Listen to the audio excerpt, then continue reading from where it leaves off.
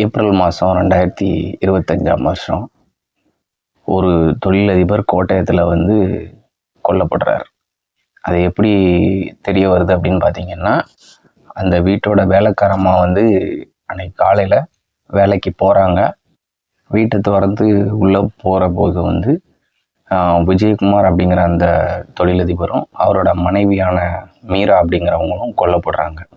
இவங்க 2 பேருமே 60 வயது கடந்தவங்க அப்படின்னாலும் விஜயகுமார் ஒரு எக்ஸ் ஏர்ஃபோர்ஸ் மேன், அதாவது இந்திய விமானப்படையில் பணியாற்றிய ஒரு நபர். இவர் தான் ஒரு எப்படி சொல்ல ஒரு இந்திரபிரஸ்தா அப்படிங்கிற ஒரு விதை வச்சு மேனேஜ்மெண்ட் பண்ணிகிட்ருக்காரு. இவர் அங்கே எல்லார்ட்டையுமே பர்ஃபெக்ஷனிஸ்டாக இருப்பார் அப்படின்னு தான் சொல்லணும். ஏன் அப்படின்னா, காலையில் பஞ்சுவலாக 10 மணிக்கு போகிறவர் 1:30 மணி வரைக்கும் அங்கே ஆஃபீஸை பார்த்துட்டு, ஆஃபீஸ்னாலும் இவரோட ரூமில் போய்லாம் இவர் இருக்கிற ஆள் கிடையாது. அங்கே ஃப்ரண்ட் ஆஃபீஸ் பக்கத்தில் ரிசப்ஷன் பக்கத்தில் ஒரு சோஃபா இருக்கும். அந்த சோஃபாவில் உட்காந்து தான் எல்லாரோடையும் சகஜமாக பேசிக்கக்கூடிய ஒரு நபர். அது மட்டும் இல்லாமல் மதியம் 1:30க்கு கிளம்பி வீட்டுக்கு வந்தாருன்னா திரும்ப ஒரு 5:30 மணி 6 மணிக்கு ஷார்ப்பாக அங்கே போயிட்டு நைட்டு 10:30 மணிக்கு ரிட்டன் அங்கேருந்து வீட்டுக்கு அவரோட ரொட்டீன் ஒர்க் இதாக தான் இருந்தது. எந்த ப்ராப்ளமும் இல்லாமல் போய்கிட்டு இருக்கிற வேலையில் தான் ஏப்ரல் 21 நைட்டு இந்த சம்பவம் நடந்திருக்கு. 22 காலையில் அந்த வேலைக்கார பெண்மணி பார்த்து போலீஸாருக்கு தகவல் கொடுக்குறாங்க. போலீஸார் முதல் கட்டமாக வீட்டில் இந்த பாடிஸை கைப்பற்றி பிரேத பரிசோதனைக்கு அனுப்பிட்டு, இங்கே வேறு எதுவும் எவிடன்ஸ் கிடைக்குதா அப்படின்னு பார்க்கும்போது ஒரு கோடாரி ஒன்று இந்த வீட்டில் இருக்குது. இந்த கோடாரியை ஃபாரன்சிக் டிபார்ட்மெண்ட் இதில் இருக்கிற ஃபிங்கர் பிரிண்ட்டு, பிளட் சாம்பிள் எல்லாத்தையுமே கலெக்ட் பண்ணுறாங்க. பாடிஸை போஸ்ட்மார்ட்டம் பண்ணுறதுக்காக கவர்மெண்ட் ஹாஸ்பிட்டலுக்கு அனுப்பி வைக்கிறாங்க. இந்த கேஸை ஃபைல் பண்ணுறாங்க. ஃபைல் பண்ணிட்டு விசாரிக்கும் போது இது என்ன மாதிரியான மர்டர் அப்படின்னு பார்க்கும்போது, அந்த வீட்டில் உள்ள சிசிடிவியை செக் பண்ணி பார்க்கும்போது அந்த சிசிடிவி இருக்குது, ஆனால் டிவிஆர் இல்லை. டிவிஆரை வந்தவன் எடுத்துகிட்டு போயிருக்கான்.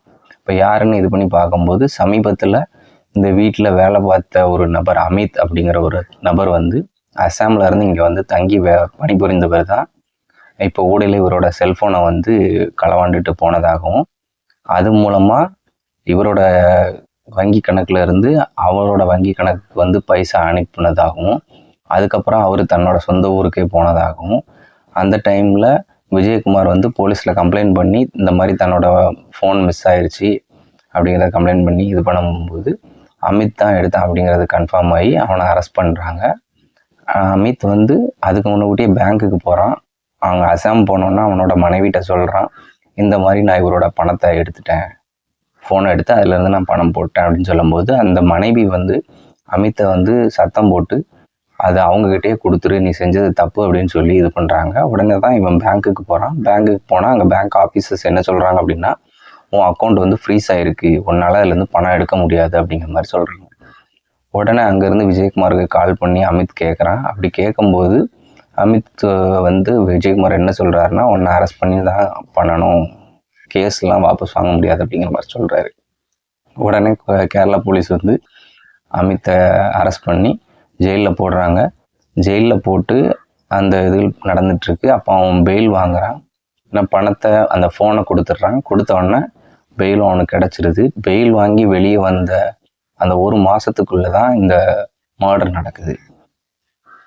இதுக்கு மோட்டிவ் என்னன்னு பார்த்தீங்கன்னா, அவன் ஜெயிலில் இருக்கும்போது அவனோட மனைவியோட கர்ப்பம் கலைஞ்சிருது.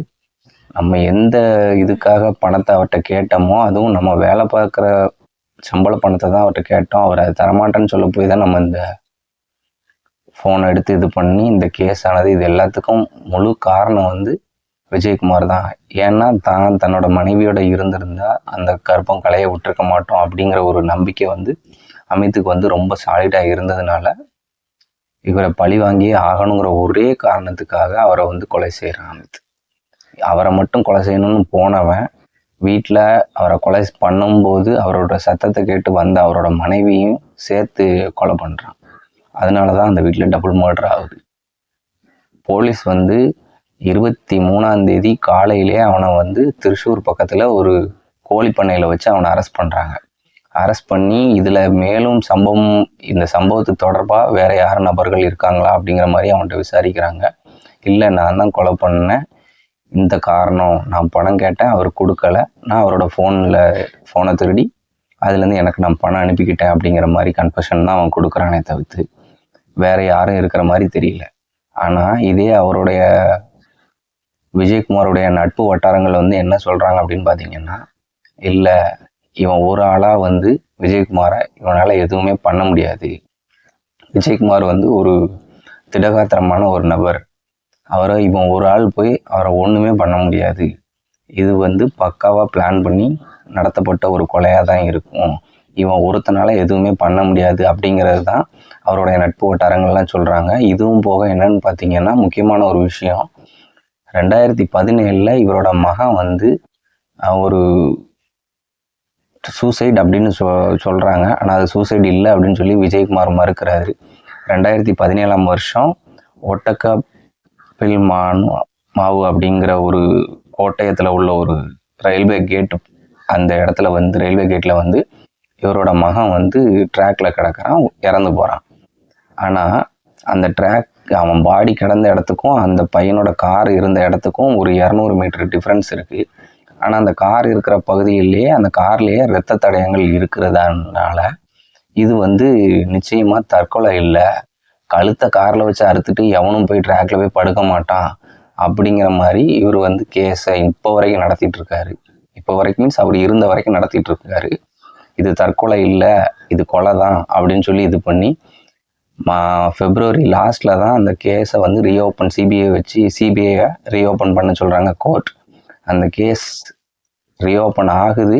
அதுலேருந்து 1 மாதத்துக்குள்ளே இவரோட மரணம் நடக்குது. அப்படின்னோடனே இவர்களோட நட்பு வட்டாரம் என்ன சொல்கிறாங்க அப்படின்னு பார்த்தீங்கன்னா, அந்த கொலைக்கு இப்போ அது ப்ரூவ் ஆகக்கூடாது அப்படிங்கிறதுக்காக இப்போ நிகழ்ந்தது தான் இவங்களோட மரணம். அது இவன் அமித்தை வச்சு அவங்க பக்காவாக பிளான் பண்ணி பண்ணின கொலை செயல் தான் இது தவிர்த்து அமித் அவனை வந்து ஃபோன் திருடினதுக்காக ஜெயிலில் வச்சதுக்காகவோ எதுக்காகவோ அவன் பண்ணலை அப்படிங்கிற மாதிரி இவங்க நட்பு வட்டாரம் சொல்கிறாங்க. போலீஸ் விசாரணைகள் போய்கிட்டு இருக்கு. போலீஸ் வந்து 756 பக்கங்கள் கொண்ட சார்ஜ் ஷீட் ஃபைல் பண்ணி கோர்ட்டில் சப்மிட் பண்ணுறாங்க. இது போக 68 ஐவிட்னஸ் வந்து சாட்சி சொல்லியிருக்காங்க, இந்த மாதிரி வந்தான் அப்படிங்கிற மாதிரி சாட்சி சொல்லியிருக்காங்க. இது போக 100க்கும் மேற்பட்ட ஆவணங்களை வந்து போலீஸார் வந்து கோர்ட்டில் சப்மிட் பண்ணியிருக்காங்க. அந்த கேஸ் இன்னும் நடந்துட்டு தான் இருக்குது ஃப்ரெண்ட்ஸ். சேஃபாக இருங்க, எந்த ஒரு தேவையில்லாத பிரச்சனைக்கும் போகாதீங்க.